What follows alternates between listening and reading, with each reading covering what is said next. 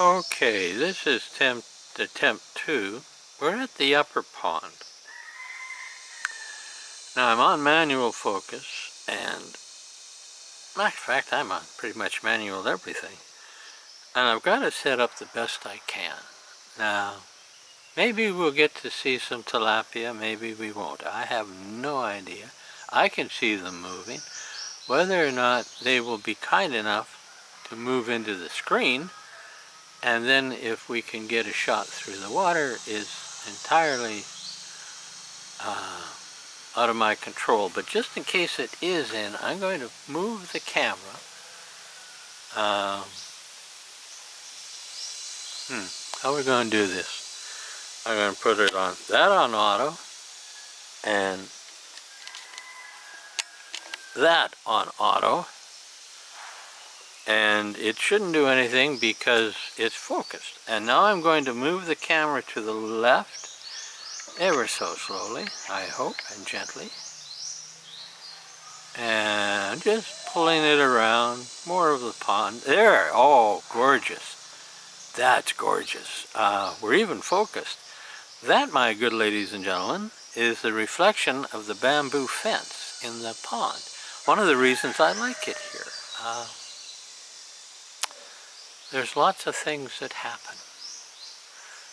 Dragonflies, butterflies, chameleon lizards, toads, turtles, the fish we have.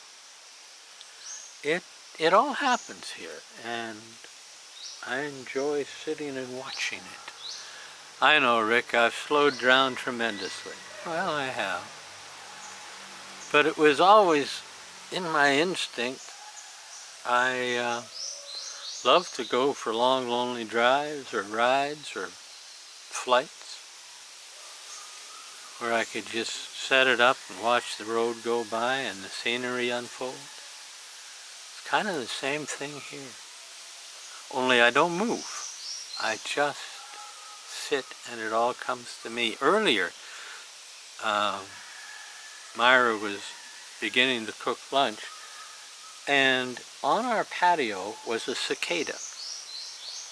Now, it had been on our patio for 3 days. It was quite literally belly up, lying on its back. It wasn't moving, and I thought it was dead, and I was going to get around to moving it, and I noticed that its wings were fluttering. So I picked it up, put it in my hand, and it got onto my hand and stayed there just about the same time that Myra said, "Will you light the stove for me?" She has an aversion to lighting the stove. So I said, well, I'll give it a try, and indeed I did. I got to light the stove. I'm going to continue the story in a minute, but the fish are over to the left, and I remember what you said, Rick, never chase the fish, and they're down. So I'm going to bring it down. We get more gorgeous reflection, and that probably won't show us a single fish, but on the other hand, it's a beautiful reflection of the fence. Now there, I'll bring it over. I'm lined up pretty much. I can't chase them to catch them. It doesn't work that way. Alright, I'll bring it up to here. I'll let it focus in. Come on, be nice to me. Focus. It's not focusing. It's hard to focus in water.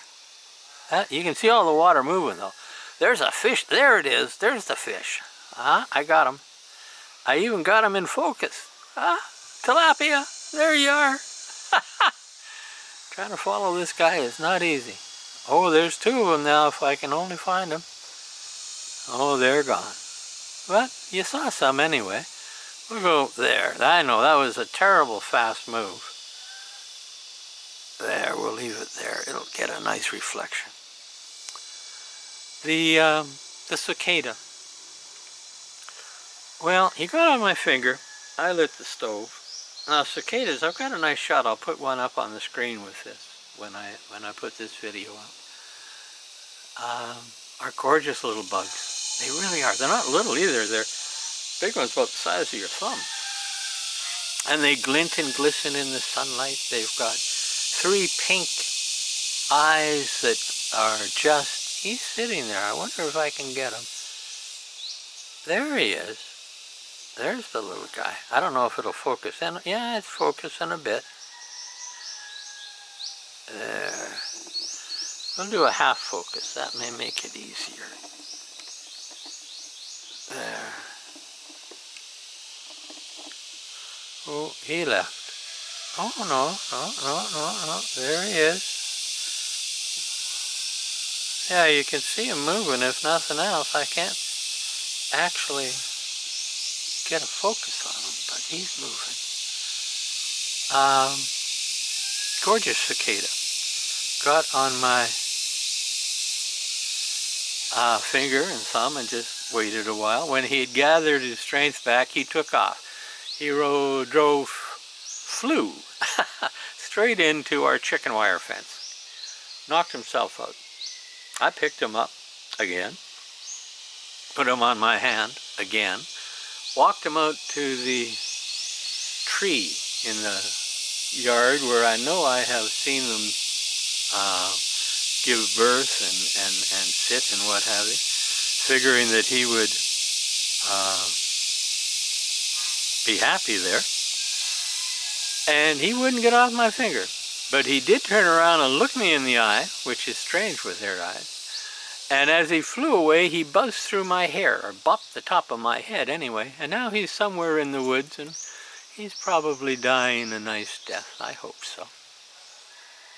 He was old, and I just didn't think that he really wanted to die on a piece of tile when he could be in the forest. Now we're going to move this up. Up. There, oh, that's up. That's good. And there. And we're going to leave it there. Whoops, sorry about that, folks. There, you can see some movement. They like to be there, and if nothing else, it is a gorgeous, I repeat, gorgeous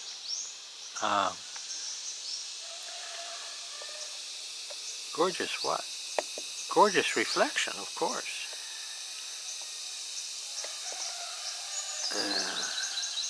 So I'm going to actually take that off of autofocus and see.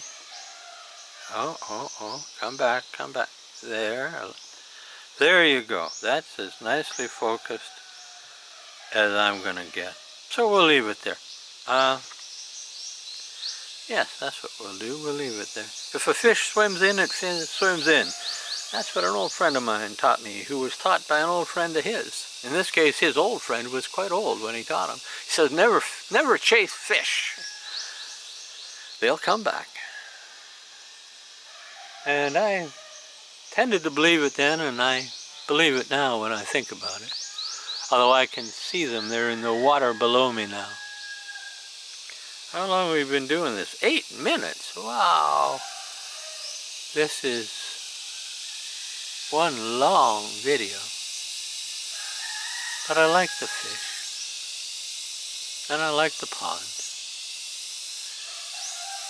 And I definitely enjoy the reflections and there's no turtles. They tend to be underwater in the mud or hiding on land now where you can't see them. What do? I know. Auto, bring it around, slow but sure.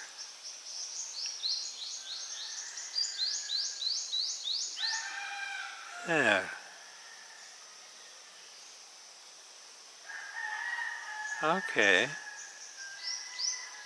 Now that is just a beautiful reflection. And I do, as I say, hey, there you go. Look at that reflection. It goes deep, deep, deep into the water. So deep that it won't focus.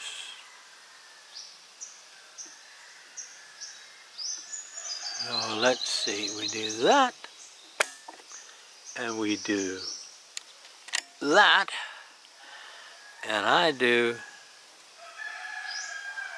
that.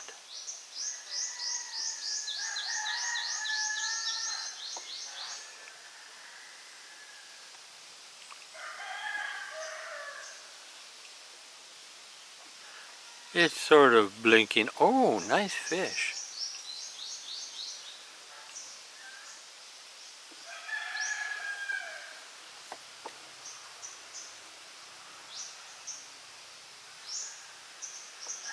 It's like shooting glass in the house. You got to get under the surface and in a little bit, which is really difficult to do.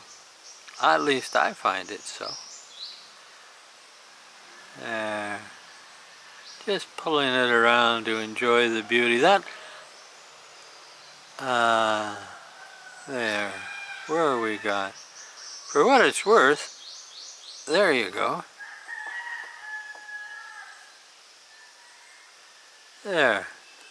That's the water line that goes to our house, our cement house. A variation, a bit of, not a variation, an offshoot of that line feeds this when we turn it on. And that is probably, all right.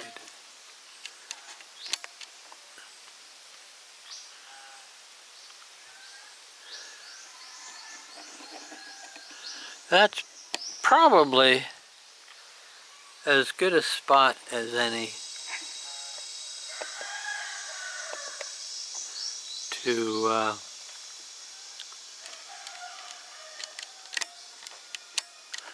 leave this video. Not terribly out of focus. That's not a good place to leave it.